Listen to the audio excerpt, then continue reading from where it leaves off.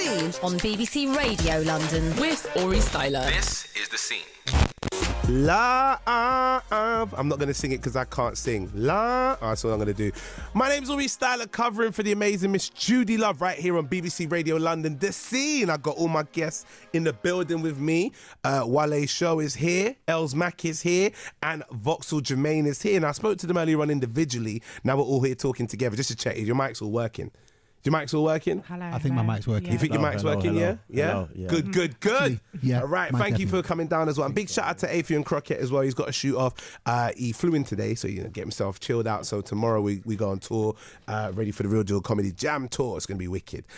So guys, first things first, I have to ask you a question real quick. You don't have to throw out the answer if you don't want to, but it kind of goes into the topic we're going to talk about. Okay. Are any of you here in a relationship? I like how I got a few. I'm not going to say who. I won't say who, but I got a few side eyes from people that were like. No, you know what? I just wanted to be polite and get them to answer first. Okay, all right, then. I gave you a bit of like slight eyeball. Wale, if you don't want to answer, you don't have to. I prefer not to talk. Okay, no problem. No, Wale's not saying. I'm single. That slightly answers the question. I'm single. Okay, what about you, Els? Yeah, I'm single. Okay, then cool. I feel Els maybe have an idea of this question, but not as much experience. Whereas Wale and Vauxhall, you're definitely gonna have a bit more. It's talking about being in relationships with people that are considered as controlling partners. Mm-hmm. Now, the reason we're talking about this is, do you guys know who Kevin Hunter is, or in inverted commas, Kelvin Hunter as well? No. Wendy Williams' husband, who she is now divorcing. And they've been together for a while, but because of the mistress scandal. Yes, that's the one. Wow. So I'll give you a bit of background. He's also one of the co-producers of the Wendy Williams show, so they work together on the show. He's been known to have he's also the manager and now going to be ex-husband of Wendy Williams. And Wendy recently filed for divorce when she found out that he had a baby with a mistress. Wow. Yeah. Crazy. Now the thing is, right, it's Wendy's show, but even though he's the manager, you're Wendy's manager. So Wendy has the right to say, get off my show and so on. They've been working together amicably, or so it seems amicably, for a little bit. It's now come to light that she said, filing for divorce, get out of my life, because he is too controlling and too manipulating, and she's now been able to break that. So it is a serious topic. Mm-hmm.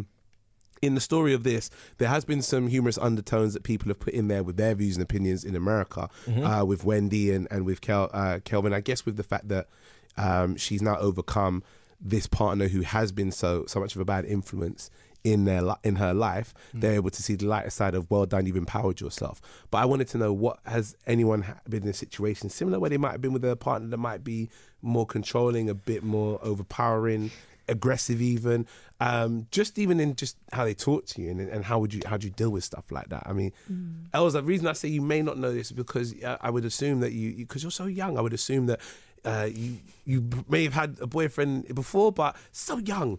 I would hope that you've never had a boyfriend and just wanted to work and study and just be youthful and young. But I could be wrong. I mean, any experience? Yeah, definitely. Yeah. I'm being sorry, Mum and Dad. See, this is also why I don't want you to answer if you don't want to. I don't want you to say some it's stuff. fine because I mean, so it's life, isn't it? Yeah. But no, definitely. Like, I feel like my very first relationship obviously was when I was younger, but there was some adult situations that did occur within the relationship, and I'd say controlling was one of them, in a sense where it's like you're controlling like how you want that person to be, and it's like you're trying to change their personality, and I think I did definitely experience that. So say for example, I've always loved singing, I've always wanted to perform, but then it's like you're jealous that I have that talent, and it's like you are trying to control me to maybe be on the D-low about it and try be something that I'm not, and maybe pursue other things. I've seen stuff like that happen and before, I think it was very upsetting at the time, because like I said earlier when we had a one-on-one discussion, it's like it comes down to confidence. It breaks you. You the person that you're with, obviously you feel like you're all loved up and stuff when you're younger, but sometimes when you're in it, you want to have that support from that person that you are trying to grow with and you are trying to have fun with. But how do you I mean, when you mentioned about the jealousy earlier on, how do you then firstly identify that this person's maybe controlling or trying to bring me down or hold me down? When do you first identify something like that, rather than just thinking, oh, it's him? The thing is, I think I always noticed these things from the beginning, and I used to always have a habit of just bypassing it and just letting it, continue. And then I'd say, just like by the way the wording that they choose, so like how they say stuff to me, I started to listen very carefully to what they were saying to me, like what they were feeding me. Yeah. And then because I was so naive at the time, I'm believing it. I'm just like, okay, like I'm just not going to sing, or I'm just not going to do this. And then I think it's when you start, finding comfort within like your friends and family, it's like you just have to escape it, and you start realizing like, how was I so deluded? Like, what was I doing? Like, it's crazy. It's a bad thing because it can affect your mental health. It can affect so much about you as a person, and you can lose your character. And I've always been such a bubbly person, and it's like, no, like what am I doing? And then I guess it's just life, and it just happens, and you just learn from it, and not to get yourself caught up in those situations again, really. What about you, Vauxhall? Any input in that? Yeah, I've experienced some form of what I would say more emotional control, whereby somebody can make you feel a certain way by the decisions that you're making, or there's behaviour from the person where it's almost like certain situations would happen between you, and emotionally they would exaggerate the effect of the situation to the point where then you would start to feel like you're being manipulated to make decisions that you wouldn't normally make. Yeah. And I mean, some people might not look at it as a form of control, but if somebody, in whatever capacity, I think somebody can control you, that's the way that they're going to go and do it. If they can't control you physically, then psychologically or emotionally, it's a very easy road to go down. Yeah. And there can be a lot of unnecessary tears, or they can be like extreme forms of behaviour. I remember one girl I dated a few years ago, and she like ran out into the road in front of like traffic. Wow. Over an argument over something, because she knew, obviously, the way I felt at this time, I'm done. But she also knew I'm not going to stand there and watch her get licked down by cars. Yeah. And she knew by me putting herself in that situation, it would make me have to behave in a way that I didn't want to help her, but because I was put in that situation, she was forcing me to have to be engaged into the situation with her. See, all of that. And it's a real situation. If I kind of think, though, if somebody behaves that way, they have sometimes lost focus of what is important, because sometimes you can be in a relationship with someone and one of you's got goals and you're trying to achieve them. The other person, you become their goal, and there's no focus on anything else. So rather, one's looking forward, the other one's looking at you, and everything that you're doing, they feel like they're either being left out or left behind and things like that. So they can start moving in certain ways to make you question essentially what it is you're doing with your time, and make you feel as if you're neglecting them. See, when you said about going into the road, I've heard things like that. Jumping on cars and all sorts, man. I'm thankful that I've not had to be in a situation where somebody said that I've like actually gone and done that. They may have said they may have done something of that nature, and that is a form of emotional control, but then you always feel guilty, like, well, what if they do and I didn't respond? And I didn't help out. Like you said, if she went into the road because she knew you'd come out and try and rescue her and make her feel that she's wanted again, and then and after an argument, but then there's the day you go, well, I'm not falling for this again. And then she does, and you wouldn't want anything like that, because you wouldn't want to hear any bad news, and knowing that you could have done something. But I mean, this is a very deep topic, and it's something I'm being very careful and cautious of, because we don't know each other's stories. But it is something that does need to be discussed. I do believe that from either aspect, whether it be man, woman, the person who is feeling they need to emotionally manipulate, or the person who's being manipulated, it's something that needs to be spoken about. Because I mean, if you see Wendy's story, Wendy took time off from her show. She felt that this person was quite demeaning and was trying to manipulate her. It was her husband, though. It's someone you've dedicated your life to. And she also, I think she was a drug abuser, and I can't remember what she went into rehab, what exact drug it was. It wasn't alcohol, it was something quite strong. And she literally, was it when you go back again, when you've gone back into the habit? Well, you relapse. That's it. Relapse and regressed, and then had to go through rehab again. And like you said as well, Els, the effect on mental health that it has. So it is quite a. It's a horrible thing. So, regarding Wendy, has she like publicly put out a story explaining what's happened, and has her husband done the same as well? So at the beginning, it was very hush. She left, very quiet. Then afterwards, it was people knew because they could see what was going on in terms of the stories and him being out in public with his mistress. Right. Who then his mistress out being pregnant and then she not addressing it. Now she has put out that it's over, putting out for filing for divorce, and she's got rid of him off the show. But it wasn't at every step. This is what I'm doing, people. It was everyone knows what's going on, and now I've made a formal statement about what's actually happening. And what about the husband? Husband's done that as well, but Right. I need to check his statement again. But from what I know, it's very much, well, this is not really what it is and what people are seeing me. As you can imagine, when you're trying to Two sides say to every story, innit? of course. But there's always two sides to a story. Though. Yeah. Yeah. So I'm just saying. No, I'm not, I know you're not It's defending true. anyone. No, it's Yeah. true. No, you know, and Yeah. definitely, you know what? It's funny because the interesting thing is, like, and I imagine naturally Wendy wants to court some kind of sympathy from the situation. Of course, yeah, Naturally. yeah. As anyone would. Yeah. And obviously, like, in regards to his side of the situation, he's going to want the same. But I always refer back to the time where, and I'm not sure if it is the husband she's now left, but I remember the stories that how they used to deal with Charlemagne, the Yes. God. Now, it's interesting because from what I heard from that and what I've read about it, there was a bit of manipulation and control the way they were dealing with this guy, Same husband. same brother. Same So husband, yeah. it's just interesting how, like, they've gone from being them people towards somebody else to now being that possibly between each other. Well, Charlemagne said he when he gave him Donkey of the Day today, right? For those who don't know what, gave Kevin Hunter. Okay. Yeah, he wasn't allowed to for a long time, and then because this all came out, he said, "I'm going to do he's it." been dying to do it that was for like a ages. 15-minute video. Now, for those who don't know what Donkey of the Day is, Charlemagne from the Breakfast Club, a great breakfast show that is based in New York. He's one of the presenters. He does this part of the day where if somebody has messed up or done something wrong all around the world, wherever it is, he gives them Donkey of the Day and gives a breakdown why. And Donkey of the Day is someone who's kind of like the fool of the day. And he gave it to him, but he gave a lot of backstory and as to why. And you should watch it. It's quite humorous. It is quite humorous how he's done it. But then the sincerity of the story is he was saying that he felt that it wasn't Wendy that was trying to block Charlemagne or hold him down or trying to try and mess up his career when he tried to move on. It was Kelvin Hunter. Oh, wow. And then also, you being married to someone, you're going to stick with your husband or your wife because you're going to stick with their decision. You're not going to go against them in your own household for things outside of it. Right. It was more, that's what you're doing, all right, then fine, I won't say nothing, but I stick with you. And he has no malice towards Wendy because of this, because it was mainly Kelvin Hunter. Yeah. I keep saying Kelvin. This is the thing. So many people call him Kelvin, some people call him Kevin. Let's call him K. K Hunter. Let's call him K Hunter, right?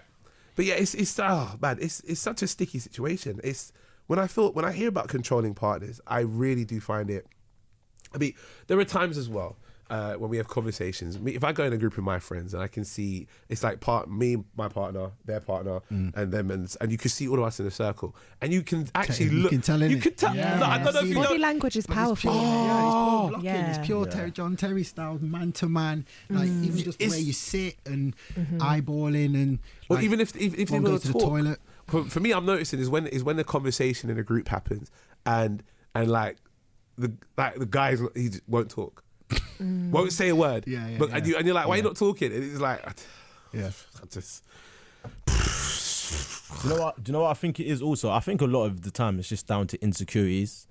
It can be, Yeah, yeah. definitely. Like- But then it's feeding into, it's seeing that, and then playing on those. But God, sorry, carry on. It's like, I think a lot of it is just down to insecurities, basically. Like, I think that's the root to a lot of issues. Do you know what I Yeah. mean? But and also as well, it's important as well because I know, like, a lot of us say, we've been with controlling partners, but sometimes we are the controlling of- partner. oh, yeah, like, do you know what I mean? well, yeah. Sometimes I you just have get so traits. Yeah. exactly. You Yeah, just get so I lost have in a traits. person, and then you just start doing controlling stuff. Not that I've ever done that, Dude, but no, I'm everyone just of us- saying. everyone yeah. of us Every one in of our us own will. way. Everyone Yeah. has. Yeah, Of course I they have I'm traits, sure. definitely. Yeah, We've no done doubt. it's even like differently if you're with somebody and you've gone through certain things and you're trying to resolve the situation. Yeah. One of you's messaged the other one, or you're trying to call. Even you not answering the phone straight away. You know what? I'll just make you wait. I'll make you wait. That's a form of control, Yeah. and we've all done it. I've done that. We've all done it, man. Like, We've- yeah, and we've you're been- ringing me. but we've You know also- what? Yeah. Let me not answer that Yeah, one. man, just now. hold yeah. that Let me little give you a answer taste of your own machine. medicine. Yeah, Yeah. I feel like I've done that. I know that much. It's definitely something I've done. there's a phrase, hurt people, and that's the of extension. That's kind of like the end of that spectrum of, you know, manipulation, I guess. But for me, there are times where I know that someone has taken liberties, and I'm like, you know what, just to give you a taste of your own just to give you a taste. So you took that long to answer. Right. Okay. You need something now. Don't worry, I'll answer when I'm ready. I think we all do it. I'm not saying it's never always malicious, but sometimes I think with people that do it, like for example, without knowing the depth of your situation at the time with the woman who ran out in the road, there's probably a part of it that didn't think it was malicious.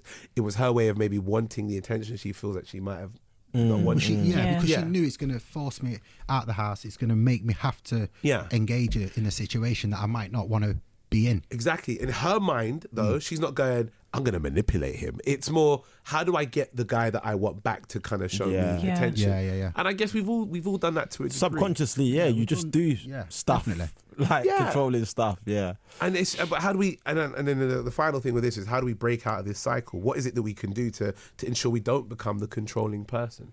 Stay single. Okay, so without being miserable for the rest of my life because I want companionship but don't trust myself to not be controlling or be controlled, Wale, what's the next step? I mean, I know you're the youngest here, but do you have any insight into this of maybe? Yeah, definitely. Like, I believe that when you're with someone, when you're getting to know them, and when you're getting into that stage of, you know, being in a relationship with that individual, it's like you are both free spirits. You both want to motivate each other. You both want to grow with each other. And I know that whenever I get into my next relationship, which is probably not anytime soon, which is fine, but I know that when I do, it's like, it's just going to be completely different. And it's like, say for example, we're both into fitness. Okay. There can be times where sometimes your partner can control you in quite a negative way, like, oh, they want you to try look like this, or they want you to go to the gym all the time. But I think people should maybe start seeing it as in like, we want to better each other so we can have that positive control for each other. So say for example, you need to watch how you eat. So how are we going to help you do that, for example? How are we going to control that, but in a positive way? And you just see, so there's a positive outcome, because then when you look at it like that and you have a different, you know, insight, instead of thinking, oh no, I need my girl to look like this, or I need my man to look like this. That's just, it's messed up. It's not right. And it's like, you've just got to have a better outlook on the situation, and maybe even, you know, say for example, write down your fitness goals, or write down, okay, so how are we going to achieve you losing a stone in the next couple of weeks? So it's more of a positive teamwork. Yeah, it's teamwork rather than just a joint partnership. Yeah. That's a nice way of looking at it. I like that. Yeah. Guys, we are going to come up towards the end of the show in just a sec, but what I want to do before we bounce, I know some of you might have said it earlier, but I'm going to get you to say it now. How do people follow you, what you're up to, get in contact with you? We'll start with you, Vauxhall Jermaine. Yep, at Vauxhall Jermaine on Twitter, on Instagram. You're not going to struggle to find Vauxhall Jermaine. But you know, there might be a couple of Vauxhalls out there. I doubt it. Honestly, Just I've looked, playing. and it's literally just at Vauxhall Jermaine. Nice. Wale, how about you, sir? Wale Show, WALE_show, as in like, I'm going to a show. On Instagram and on Twitter, and follow Maktab Theatre. That's MAKTUB, Maktab Theatre on Instagram, Twitter, and just give us a message. Like if you have something, don't just follow and then wait for me to say something and be like, oh, I followed you, I wanted to connect. It's like, let me know. Hit me up, innit? Let me know, innit? Let me know. Exactly, And also, what about you, Els Mac? Okay, so Instagram is ELLSMACX, and then Spotify is just Ells and then space Mac. And like Wale said, just hit me up. Any producers, songwriters, whatever, anyone that wants me to perform, I'm down. So, Nice. Ladies and gentlemen, I just want to say a big thank you to all my guests, Els Mac, Wale's show, Vauxhall Jermaine, and also for Afian Crockett is on his way back. Ladies and gentlemen, this has been The Scene, Aurie Styla, covering for Miss Judy Love. I've had a fantastic show today. Judy will be back next Wednesday. For those who are going, oh, I want Judy's voice, don't worry, she'll be back next Wednesday, and I will be back, because some people are going to want to hear it. So I'll be back on Monday, 8 till 10. Do not go anywhere. And also, because you're not going to hear me until afterwards, have a great Easter weekend. If you're not working for it, good, enjoy yourself, and I will see you next week, or speak to you next week. Later.